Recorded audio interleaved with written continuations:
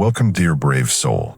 You're tuning into Horror Podcast, and I'm truly grateful you're here. Whether you're a long-time listener or just stumbled upon this channel, thank you for joining me for another scary tale. If you enjoy these stories, don't forget to like the video and subscribe. It really helps the channel grow and means more than you know. I'd also love to hear from you in the comments. Tell me where you're watching from, what brought you here, or even what kind of story you'd like to hear next. Your support keeps this channel going, and I appreciate each and every one of you. Now, let's get into today's horror story. It was 2014. I was 20 years old, living alone for the first time in a second-story apartment in Portland, Oregon. The unit was above a used bookstore that always smelled faintly like old paper, wood polish, and whatever incense the owner burned during the day. It had creaky floors, unreliable heat, and a clawfoot tub with chipped paint. But I loved it. It felt like mine in a way that dorm rooms and childhood bedrooms never had. I was in a messy chapter of my life. Emotionally, mentally, everything. I didn't really know who I was or what I wanted. Still figuring out what stability looked like, and stumbling through a lot of poor decisions trying to find it. My name's Kenzie. At that point in time, I was lonely in a way that clung to me like damn clothes. Not just, I need a friend, lonely, but the kind where even small talk from a barista felt like a lifeline. I didn't have much of a social life back then. I was in community college part-time and working evenings at a call center on the far end of Burnside. My hours were weird, and I didn't really click with anyone I worked with. So most nights, I stayed in, binging bad TV or scrolling forums on my laptop. I was deep into Tumblr at the time, cycling through aesthetic boards and sad girl poetry like they were vitamins. When I was too tired or too low to cook, I'd order food. A lot of it. I had this mental association between delivery food and comfort. Like, if I could just get a warm box of something salty and greasy in my lap and sit cross-legged on my bed with Netflix playing, maybe I'd be okay for a little while. I remember this particular night clearly because I just cried for like half an hour over something that didn't even make sense in hindsight. A text that went unanswered. A shift that drained me. One of those evenings where the loneliness comes in loud and irrational, and suddenly everything hurts. I wiped my face, pulled on a hoodie, and ordered pad thai and spring rolls from a place I liked down the street. They always delivered fast and never judged the frequency of my late night orders. The delivery came maybe 20 minutes later. I buzzed the guy in through the front entrance and met him at the top of the stairs, still barefoot and blotchy-faced. He looked mid-30s, maybe older. Stocky build, shaved head, dark stubble on his chin, and a red windbreaker with the restaurant's logo stitched over the heart. He wasn't unfriendly, smiled a little, made a comment about my socks. Mismatched Halloween ones, skulls on one, pumpkins on the other. I laughed politely, said thanks, handed him the cash, and took the bag. It was a short, perfectly forgettable interaction. Or at least, it should have been. At least I thought so. The next day, I got a Facebook friend request. The name wasn't familiar, and the profile picture was one of those blurry outdoor shots. Forest in the background, guy in sunglasses, barely facing the camera. I squinted at it for a second, thinking maybe it was someone I met at school or through work. But there were no mutual friends. Zero. That's when it started to feel weird. I clicked on the profile and scrolled a bit. Not much there. Just a first name, the city listed as Portland, and a few public posts, some vague inspirational quotes, one or two grainy food pictures, and a comment thread about a local band I didn't recognize. I was about to exit out when a message popped up. Hey, smiley face, not sure if you remember me. I delivered food to you last night. You had the cute socks LOL. I read it once, then again. My stomach sank. I hadn't given him my name. Not my last name, not my first, not even my full address, just the unit number on the delivery slip. He would have had access to the phone number I used for ordering, but that was it.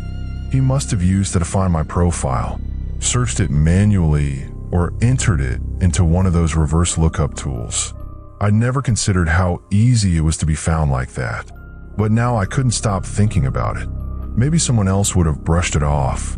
Maybe if I'd been in a different headspace, I would have laughed or shrugged or even felt flattered. But it didn't feel like a cute coincidence. It felt like surveillance. Like I'd been picked out of a lineup for reasons I didn't understand. I didn't respond. Just closed the tab and sat there on my bed, heart beating faster than it needed to. The next morning, another message came in. "You seem chill. Just figured I'd say hey." I stared at it for a long time. Still, I said nothing. A few hours later, he started liking my photos. A handful at first, recent ones. A selfie I'd posted with my cat. A snapshot of the city skyline. A meme. Then older ones started showing up in the notification feed. Posts from months ago. One from friend's birthday dinner. One of me in an oversized hoodie on my old couch, half laughing with a drink in my hand. One of my legs curled up on the windowsill. My cat asleep in the sunlight. That one especially made me pause. That picture had been taken in the apartment, in the same room where I sat now, phone in hand, rereading those messages. There was nothing overtly revealing about it, but it was private, and he was deep enough in my timeline that I knew he hadn't just stumbled on my page. He had looked, carefully, intentionally. That was the moment I stopped second-guessing myself. I opened up my privacy settings and locked everything down. Hid albums, removed identifying details, changed my last name to initials, deleted a bunch of older posts just to be safe, and I blocked him. It should have felt like the end of it, but it didn't. Something about the entire experience lingered like a film I couldn't wash off. It wasn't just the digital footprint, though that was part of it. It was the way it made me reevaluate something as basic as opening my door. The way a 5-minute delivery could be mine for details. The way I had no idea how often that happened without me even knowing. At that point in my life, I wasn't great at asserting boundaries. I think a lot of people in their early 20s can relate to that, especially women. Especially if you've spent years being taught to equate kindness with safety, or that being polite means being agreeable. I kept thinking about how ordinary that delivery had felt, about how little I'd said. A sock joke, a thank you, a handoff. That was it. That was enough for him to want to find me again. And for a moment, just a moment, I wondered if I'd done something wrong. Had I smiled too much? Did my laugh come off like an invitation? Did I say thanks in a way that read as flirty? That guilt sat in my stomach like a bad meal. It took a few weeks before I brought it up to anyone. When I finally told my friend Natalie about it, she was direct in the way only someone who's already dealt with too many boundary-crossing men can be. "He doesn't get to turn you into a story just because he saw you once," she said, sipping her coffee. "You're not unfinished business." She said it like it was obvious, like it had never been a question. It made me want to cry, honestly. Not because I was scared anymore, but because I realized I'd needed someone to tell me that. Out loud. I never heard from him again, at least not under that name or account. But I stopped ordering from that restaurant, not because I thought he'd still be there, but because I couldn't separate the food from the experience anymore. I tried once months later, got to the checkout screen, then I backed out, shut my laptop, and walked to the corner deli instead. Even now, years later, I think about it sometimes. I'm 30 now. I moved twice since then, gotten a better sense of who I am, what I want, and where my lines are. I've unlearned a lot of those early habits, the ones that made me shrink myself to keep the peace or smile when I felt unsafe just to avoid making it weird. But the memory of that message still sits in the back of my mind like a red light blinking faintly. Because it's not about what did or didn't happen. It's about the feeling, the quiet shift from safety to unease. The way someone else decided that my politeness meant access. The way I didn't even see it coming until the alert showed up in my inbox.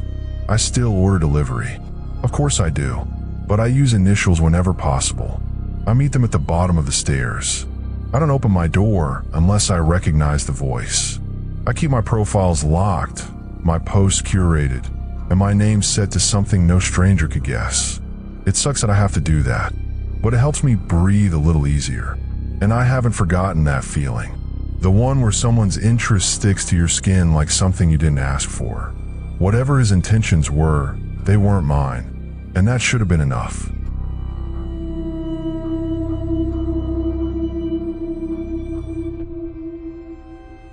It was December in Sacramento. Not the part tourists care about. The real parts, where the streets are uneven and most homes have chain link fences, where dogs bark from behind overgrown hedges, and the houses blend together in tired rows like they've seen too many seasons. It had been raining on and off all day, that low, gray sky kind of rain that doesn't pour, just lingers. The kind that soaks into your jeans and makes you regret everything from your sock choice to your life choices. I was 27 and living alone in a rented duplex off 46th and Broadway, next to a mechanic shop that never really shut down. They'd work on cars at all hours, and their floodlights bled into my bedroom blinds like an interrogation room on certain nights. The neighborhood was a little run down, but not unsafe. At least that's what I told myself when I signed the lease. I'd just come off a 12-hour shift at the hospital, that kind of day where you're running on caffeine and muscle memory. I was a nurse technician, and the work was brutal in ways people don't always see.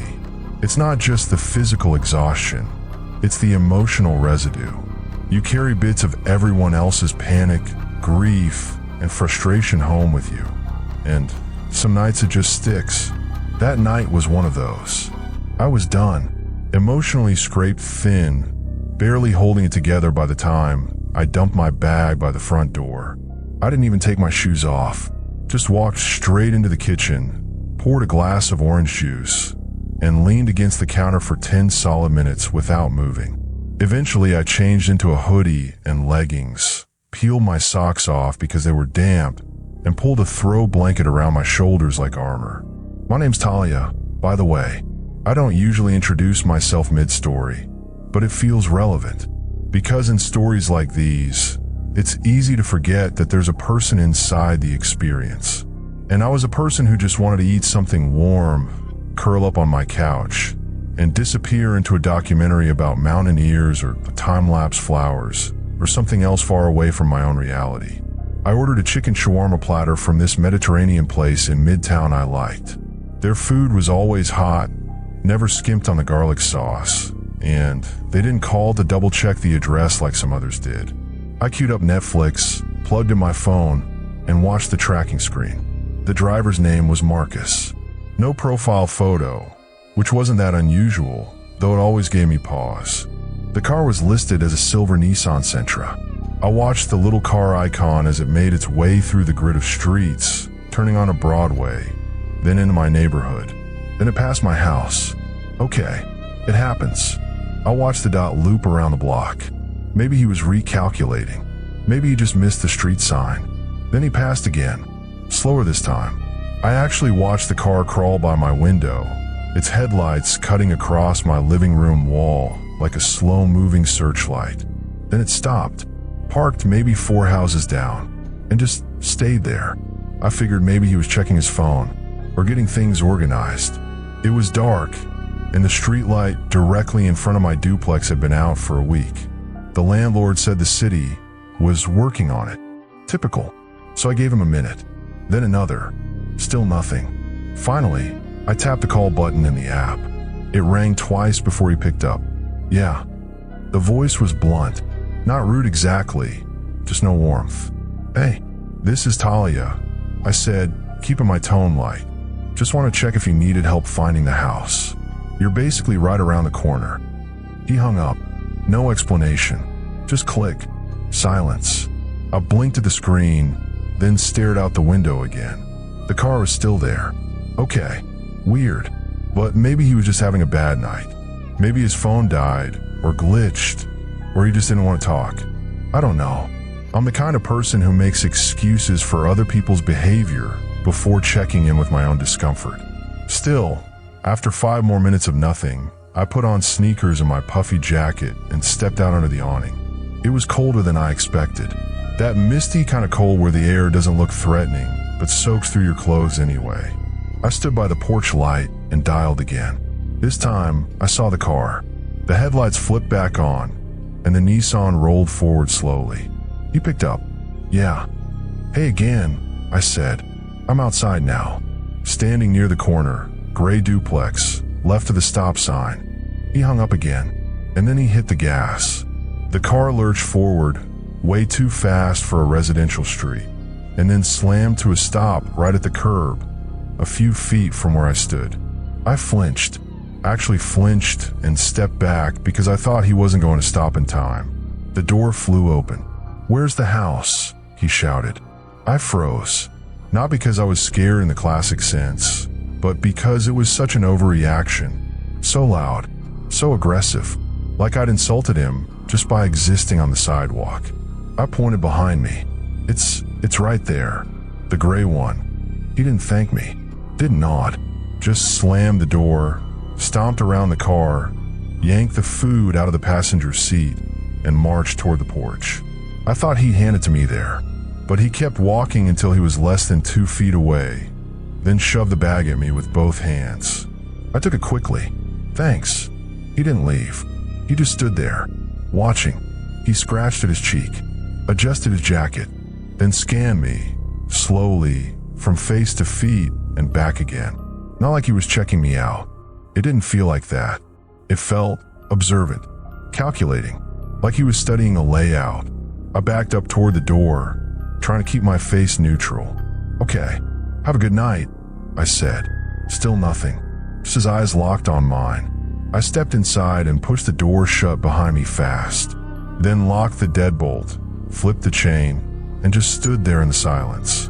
My heart was pounding, but my mind kept pushing it down. He didn't do anything, I told myself. Maybe he was just weird. Maybe that's just how he is. I carried the food into the kitchen with shaky hands and opened the bag just to feel like I was doing something normal. I took out the wrap platter and tried to focus on peeling the foil, telling myself I was overreacting, that nothing bad had happened. Then I remembered the porch light. I crossed the living room, reached for the switch, and saw him, still there, standing by the edge of the porch, phone in hand, pointed toward the house. He took a step back, lifted the phone again, tilted it up slightly, and paused. Then came the click. He was taking pictures. I froze. There was no reason for that. Uber Eats doesn't ask for post-handoff photos unless the food is left at the door, and this had been a clear face-to-face exchange.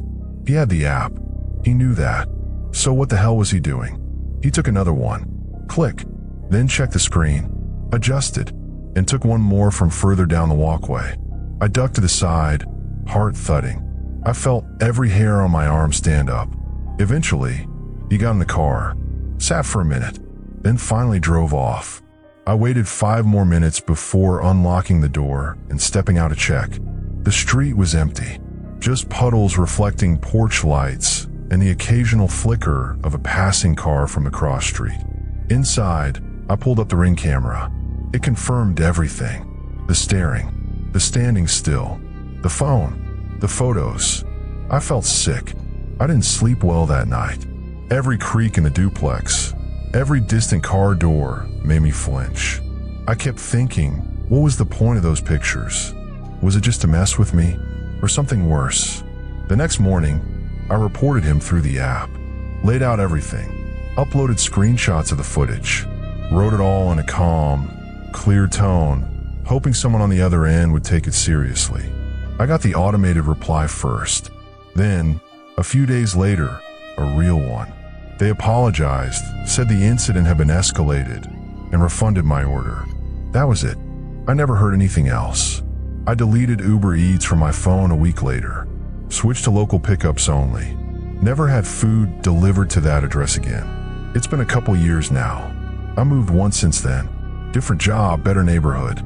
But I still check the porch before answering the door. Still give vague names when I place an order. Still feel my heart skip a beat when someone lingers longer than they should. Nothing ever happened, but that doesn't mean nothing was about to. And sometimes that's enough. Enough to change how you move through the world. How much you share. How fast you shut the door. Sometimes all it takes is a stare that lasts too long and the sound of a camera clicking in the dark.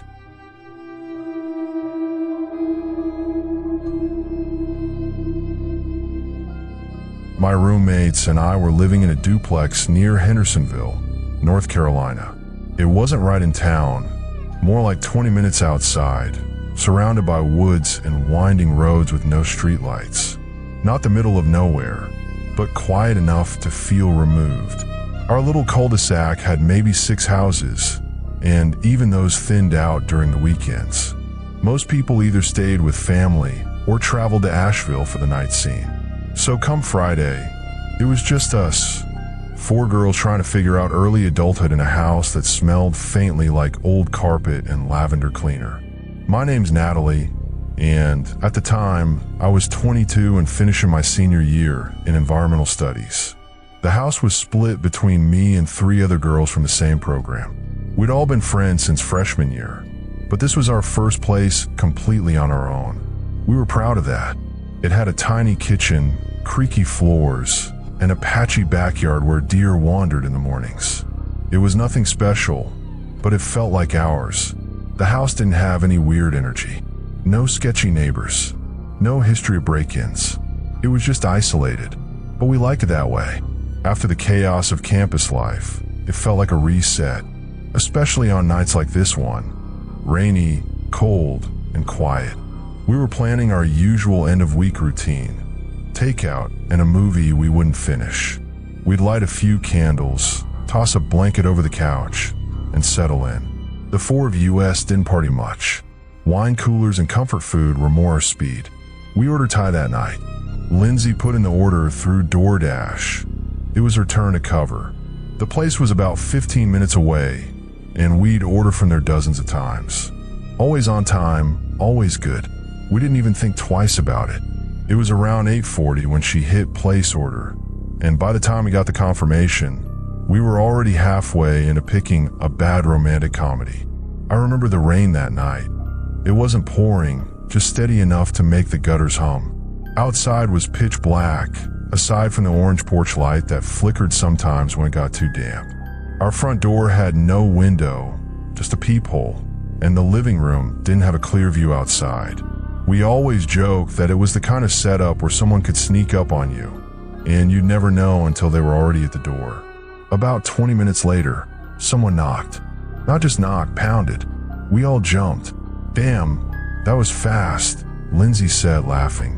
She grabbed her wallet from the coffee table and moved toward the door. I called out without thinking, "Check the peephole first." Lindsay was tiny, barely 5 feet tall, and usually just opened the door without thinking. We'd had a talk before. Once she flung the door open for a pizza guy who ended up being at the wrong address entirely, and she still tipped him out of guilt. After that, I begged her to at least glance through the peephole before opening up. "I can't see anything," she said after a beat. "Too short." Marissa stood up next. "Let me." She walked over and looked through. Her face changed, not in a dramatic way, but I noticed her shoulders go stiff. Her eyes didn't blink. "What is it?" I asked. She stepped back slowly. "I don't know. I think it's covered, like he's standing too close." Lindsay asked.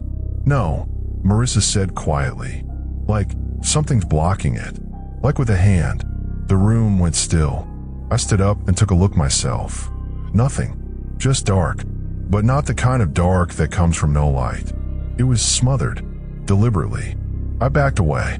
"Did you finish the order?" I asked Lindsay. She froze. "I think so. Yeah." "No," Rachel said from the couch. "I remember you picked our stuff, but then we started that TikTok video, and you said you'd finish in a sec. Did you ever hit confirm?" Lindsay's face fell.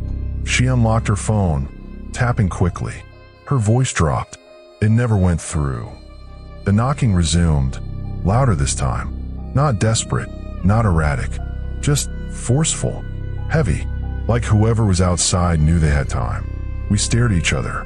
I grabbed my phone and looked at the app. No active orders. No delivery in progress. Nobody coming. "Turn off the lights," I whispered. Rachel stood and switched off the overheads. Marissa closed the laptop. Lindsay stumbled for her phone charger, like that mattered. My heart was pounding, not out of panic yet, but out of confusion. Something wasn't lining up, and we all knew it. That's when the voice came. Delivery, it called. Flat. Male. Older than us, but not elderly. Somewhere between fake friendly and annoyed. Drop it on the porch, Marissa called out. No answer. Instead, the door handle jiggled. Just once. Then a pause. Then harder. Lindsay stepped back so fast she tripped over the rug. Rachel grabbed her arm and pulled her to the corner near the staircase. I moved to the front, near the door but not in reach. Dude, we didn't order anything, I said. My voice cracked. You've got the wrong house. Silence. Then a different voice. We're the police. Open the door. It wasn't a request. It was low, gravelly firm, but too firm. Like someone trying to sound like authority, but not quite landing it. No badge. No cruiser. No lights, I whispered. No fucking way. Lindsay had her phone now, trying to call 911, but her hand was shaking. Marissa took it gently and dialed. Rachel was still half crouched in the corner, whispering that she heard something in the back. My stomach dropped. Check the sliding door, I whispered to Marissa. She nodded, disappearing into the kitchen. I moved away from the front door, grabbing a stool and wedging it under the knob. It wouldn't stop anything, but it made me feel like I'd done something. From the kitchen, Marissa shouted, "Locked," and curtains closed. "Delivery," the voice said again, now at the back of the house. There had to be two of them. "Police," came the first voice again. "Open up. We have questions." Marissa returned, pale. She didn't say anything, just stood behind me and stared. "Tell us your badge numbers," I said. Silence. "Show us your badges through the peephole," Rachel called. The man outside laughed. Actually laughed. It wasn't big or theatrical, just short, mean, like he was tired of playing. "You really think that peephole's gonna help you now?" And then, crack, glass, our porch light. One of them had shattered it. Lindsay started crying quietly, covering her mouth. Rachel's eyes went wide, like she was trying to calculate the best place to hide if the door broke. Marissa had backed up to the wall now, near the coat closet. I could feel my legs getting shaky. 911 still hadn't answered. I looked around for anything to use, a pan, a lamp, anything. I grabbed the broom from the hallway, then footsteps on the gravel outside, then more silence. Too much silence. I realized I couldn't hear any cars. Couldn't hear anything at all. Then, softly right outside the door, "I see you, Natalie." They found our mail. They knew our names. I wanted to throw up. Finally, the call connected. Marissa told them everything, quietly but urgently. Two men, impersonating police. Try to get in. No vehicles. Isolated house. The dispatcher told us units were nearby, that we needed to stay put. "No lights, no sirens," she said. "They're approaching quietly." We waited. The men didn't try the back again. They didn't knock. They just waited. Then, after what felt like an hour, we saw it. Flashlights cutting through the dark from the woods behind the house. The men were gone. Officers searched the area, but there was no sign. No footprints. Not on the gravel. No tire marks. Nothing. They'd come on foot. They'd left on foot. We gave her statements, showed them the shattered light, explained everything. One of the cops was older, gray at the temples, and after we finished, he looked at us and said something I still remember word for word. "You four don't stay here anymore." I'd tell my own daughter the same. We were out by Monday. Got an apartment closer to town. We broke our lease, and the landlord didn't fight us. He said he understood. They never caught them, and they never came back.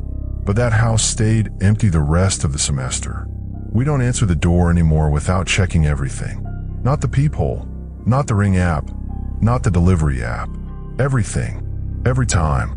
Sometimes the scariest knock is the one that comes too fast, too hard, too calm.